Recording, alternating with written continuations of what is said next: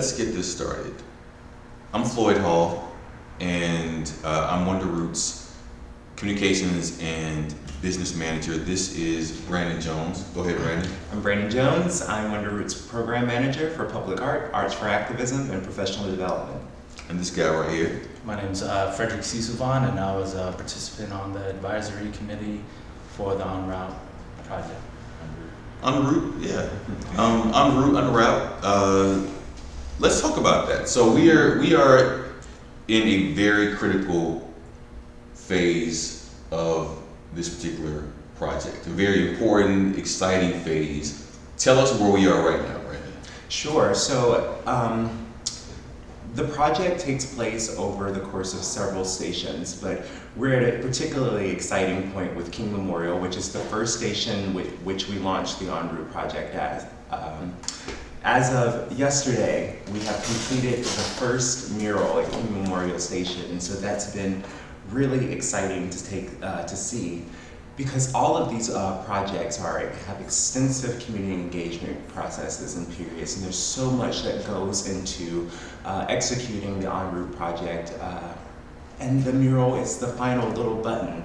But it's so exciting for that to be complete and for us to kind of see artistically the fruits of our labor right now. Okay, well, I have some questions here on my phone, and I'm going to run through them because I feel like it's important to tell the full story of WonderRoot. So, not WonderRoot, of En Route. Mm-hmm. I want to learn more about our partnership. Sure. So, the Transformation Alliance has been, and still is, a major partner of ours in this project. Talk about the Transformation Alliance and really what that is and who they are. Absolutely. None of this would have been possible without the Transformation Alliance. So the Transformation Alliance is a collaborative of cross-sector partners from the for-profit to nonprofit realm that are all geared around contributing to Atlanta's equitable transit development.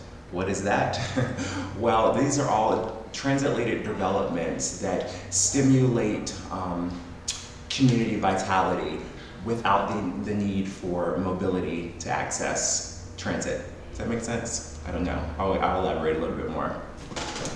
When we think about the infrastructure around our transit here in Atlanta, and you think about what builds and strengthens communities, we look at access to food, access to retail, we look at access to health, we look at walkability, we look at affordable housing, we look at job access, all of these many compartments that make up a strong, flourishing community. And we all know, particularly here in Atlanta, that transit plays a key role in whether that neighborhood flourishes or not.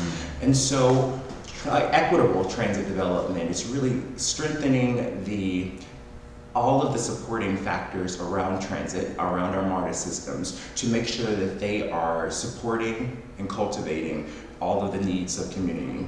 Okay, so when we talk about transit-oriented development, transit, probably the biggest name in transit in Atlanta is MARTA. Yes. Talk about MARTA's role in En Route besides the location of the murals. Like, talk about their involvement. Absolutely. In that.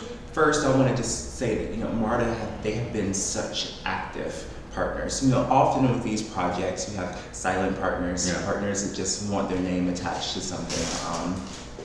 And aren't willing to get their hands dirty. MARTA has been wonderful. All of our partners have, really.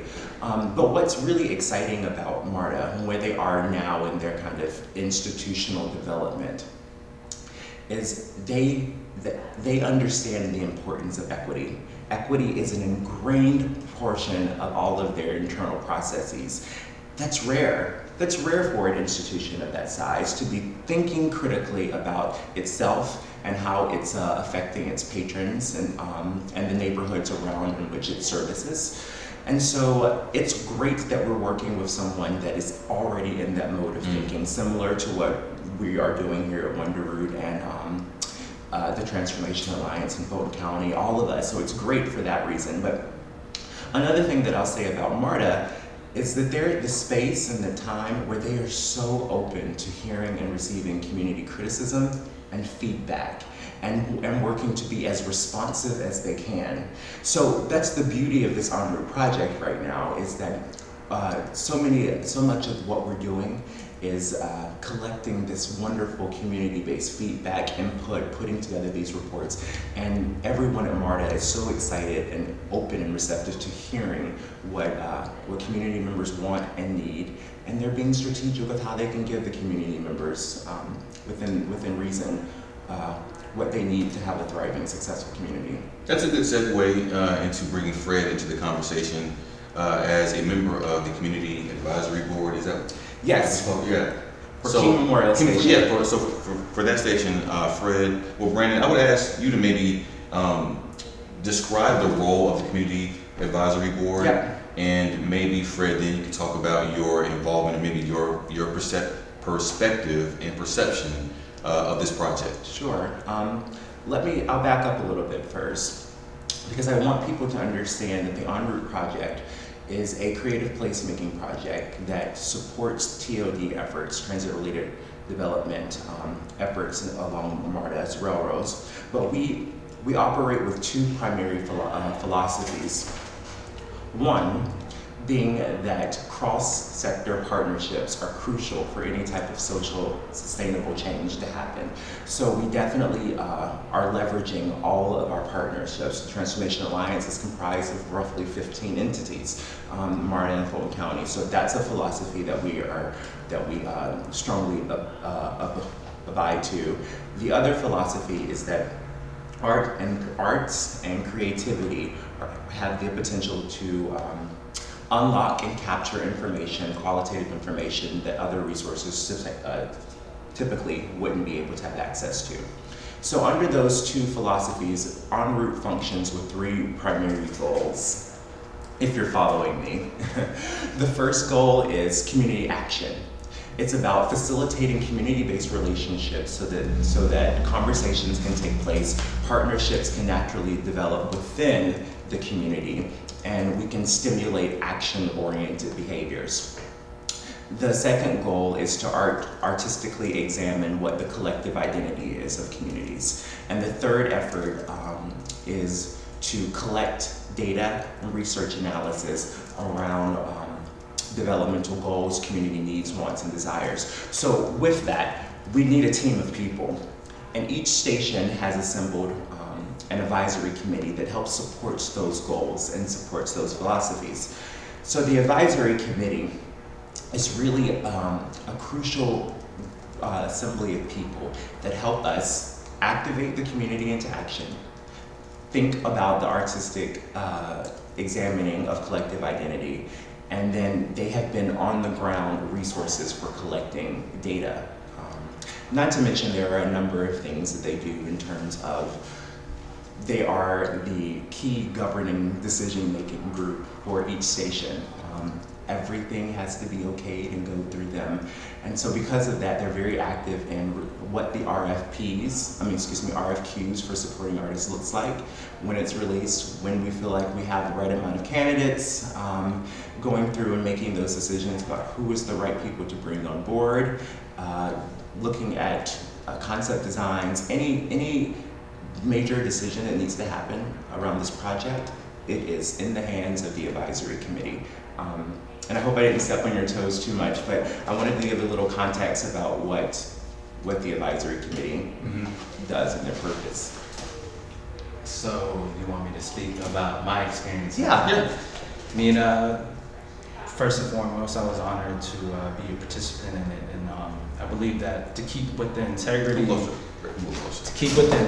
of the project in itself, it's very key and integral to be sensitive to the community needs. Specifically, each community has their own demographic needs and historical context, which we have to communicate through.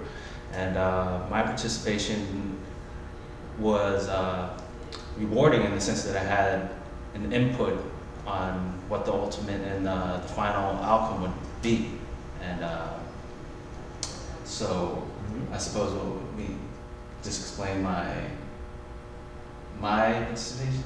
Yeah. So while I haven't been an integral factor in the advisory committee, I have participated in various community engagement, open houses, and in-station canvassing, and just canvassing the neighborhoods to identify the needs of the community. And through that, I believe the final piece was a reflection of those needs. And ultimately, I feel proud that I was able to participate in such a project and also, be a player, be the thing. So, Fred, you mentioned the final piece.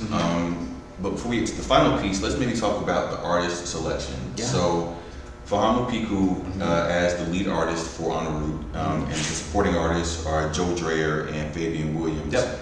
What made Fahamu the right choice for lead artist for this project? Yeah, so other than just he exhibits artistic excellence, which is apparent if you've ever seen any of his pieces. It was more of his eye and his critical mind for examining identities and really digging deep into what's the underbelly happening here. All of his pieces, I think, have very complex meanings, and traditionally he's really focused a lot on the male form, the male body, the black male experience, but that was never seen as a limiting factor for us, because what's crucial there is the ability to use his art to see, again, like I said, the underbelly of what's happening, and to be able to artistically communicate the struggles, pains, excitements, assets that embody people within certain demographics and communities. And just the simple fact that that's where he lives. In an everyday life, looking at that and striving to make sure that his art tackles the complexities of identity. It was just a no-brainer. It was just a no-brainer. Now, the text portion of the mural, "Rise Above," comes from an MLK quote. Yes. But the actual individual that's featured, the person that's in the mural is actually someone from the community. So that's one thing I really appreciated about this process. So could you talk about the actual, not inclusion of that individual, but talk about, that whole process. Yeah, that whole process. Yeah, so we were always striving for ways that we could get the community, I wouldn't even say involved, because this is a collaborative process. It couldn't have happened without the community. But we wanted more opportunities for community members to step into their partner role. And so when we started really fleshing out what this concept design was going to be, we thought there was this beautiful opportunity for it to be the actual likeness of people that we're talking about. So we held a community photo shoot where we invited community members to come out. We would capture them in flight, jumping, and it was a wonderful experience. We had around 40 community members come in, stop by that day, of all ages, of men, women, children, black, white. It was really a beautiful, beautiful experience. And we captured them all jumping. And I think the selection of the particular gentleman that we use is because when we really looked at King Memorial, and we really looked at the people who had expressed the most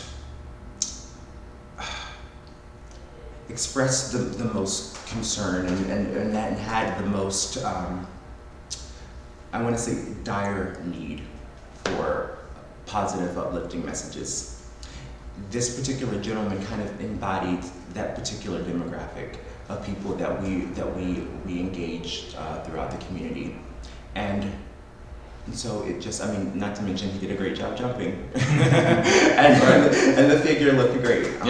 But I think it's really wonderful that we were able to capture someone from the community there, and it's also important that if you look at the mural, his face is kind of restricted, and that's a conscious choice. And even me, I'm not saying his name because we're protecting anonymity, but the point is, it's all of us. It's you, It's me. It's me up there on that mural. It's Fred up there on that mural. You're on that mural. It's all of us, and I think that knowing that it's someone from the community, of the community, but it is the community, I personally think it's a really beautiful, beautiful gesture. Yeah. Now, I think a lot of people, upon hearing you talk about en route and also the actual mural itself, are excited, and rightfully so. But I think that now that the mural has gone up, people have become, even casual observers have become very interested and amazed at both the scale of the mural as well as the artistic merit of the mural. So can you talk somewhat about the installation process? Because I think that if you were to drive past the King Memorial Station, you really get a sense of how large and expansive that mural is. So talk about maybe as much as you know about the actual artistic process of installing that mural and all the involvement of the supporting artists Joe and Fabian. Yeah, I mean it's an epic wall, right? It's an epic space, and it's a huge undertaking. But what I think is so wonderful about that is that the actual mural execution, its epicness, its vastness, its a need for so much work and manpower, kind of mirrors all that led up to the mural. The many months of community engagement, the several, all of the volunteer support that we had, all of the manpower, all of the community engagement meetings, all of the MPU meetings, that process kind of, I think, mirrors the scale of the King Memorial wall. So I think it's fitting in that regards. But the execution, I mean, it's a team effort, right? And so outside of Fabian Williams and Joe Dreher, who were phenomenal supporting artists, this could not have happened without MARTA and MARTA's team being flexible and supportive and so helpful throughout this entire process. And it really took a village for people to execute this. But the artistic team specifically were really wonderful about scaling the concept design. We had 2 wonderful, huge bucket trucks. And so they were really great, and of course they may be able to speak more articulately about this process, but from what I observed, they were able to, because it was scaled, separate and kind of divide and conquer edge. And so it seems like there were, each person kind of was equipped with different tasks, and they kind of just all worked seamlessly and made it happen. And quickly. I was just astonished with how fast they worked. Weather was good, so that was helpful. Weather was great, very appreciative to that, but I really think that every aspect of this project, from the beginning conversations at a table behind a door somewhere, to the open public engagement, to finally the mural execution, all speaks to the power of collaboration. Now, Brandon, where do we go from here? Because it's not over. Right. It's not over. People will see the King Memorial mural and think that is the end point for en route. But I would love for you to expound upon sort of the full scope of where we go from here and where we are with other portions of the project. Yeah, so we're really just a little after beginning. We're not even at a halfway mark with this program. But that's because the bulk of the en route project doesn't happen artistically on a wall for all public consumption. It happens in community meetings. It happens at advisory committee meetings. It happens on the streets, on the sidewalks, on people's front doors. That's really where en route happens. Though we have completed the mural at King Memorial Station, there's still more data assessment and surveying to collect. One of the beautiful things that we saw about the King Memorial Station is that this is a community that values its identity, that's very clear and distinct about what its identity is, how it wants to be depicted and represented, and so there's more opportunity for us to tap into this community collective identity and see how development and transit can help support and strengthen that need and that narrative. So there's still work to be done there. So there's more data analysis to happen there. But moving on to other stations that we're working at, which is Oakland City and HE Homes, we are in the thick of community engagement right now. We're some months away before paint ever hits the wall, and that's okay because this project is not about paint hitting the wall.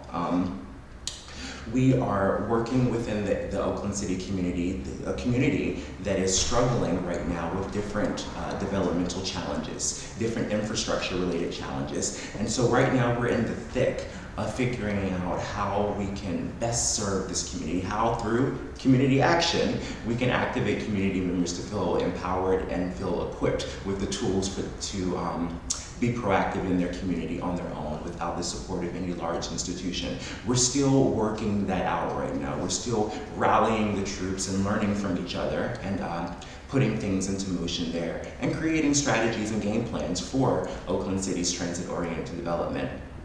And throughout that process, naturally, concept designs will naturally come up, and then there'll be a wonderful mural there. And we're just starting this process at HE Homes. Mm-hmm. So with HE Homes, we're in our infancy there. Okay. And so there's just so much more to be done, but I'm really excited about it. And again, this could not happen if we didn't have partners that were collaborative and open and all engaged and really working to see how we can support community development through transit. So a big thank you to our partners. So that's MARTA, the Transportation Alliance, Fulton County, our funders, mm-hmm. NEA, Ford Foundation, Wells Fargo, Atlanta Regional Commission. Mm-hmm. Am I missing anyone? Georgia Council for the Arts. Georgia Council for the Arts, yeah, absolutely. And that they're great funders for the King Memorial project. We could not have done it without them. Well, Fred, as a member of the community, would love to get some final thoughts from you about the mural, about the process, or just en route as an overall project. Yeah, what do you think? As far as the mural goes, I love it. It's exceptional, and it really brings a certain vibrancy to the community that was lacking before. Having lived downtown specifically for the past 14 years and seeing the tremendous amount of development occurring around that area is just, it's a breath of fresh air to see something so positive and impactful just be brought to fruition. And I'm like I said, I'm very humbled and very honored to have been a participant, however, small my part was. But just witnessing it coming from, the infancy stages, like you said, from being something, just an idea on paper and seeing the many steps to bringing it to fruition. It was just like an honor to see that and to see all the hard work. And I believe you don't give yourself credit enough for taking on such a vast, crazy project. Thank you. It's a lot of hard work. People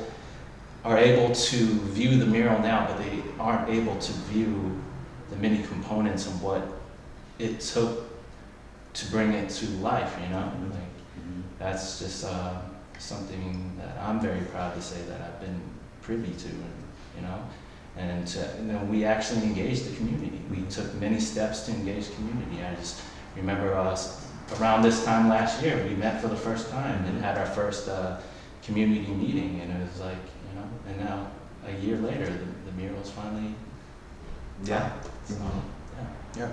So, Brandon, let our viewers know how they can learn more about En route, or if they want to be in touch with you, how they can get in contact with you. Sure. All of the En route information is located on WonderRoot's website. So go to www.wonderroot.org, public art and En route. You can reach me directly at Brandon, BRANDON, at WonderRoot2rs.org, and I can help you with any questions or concerns you might have about the project. Awesome. Brandon, Fred, thank you both. Thank you. And thank you all as well. Thank you. All right. that was good.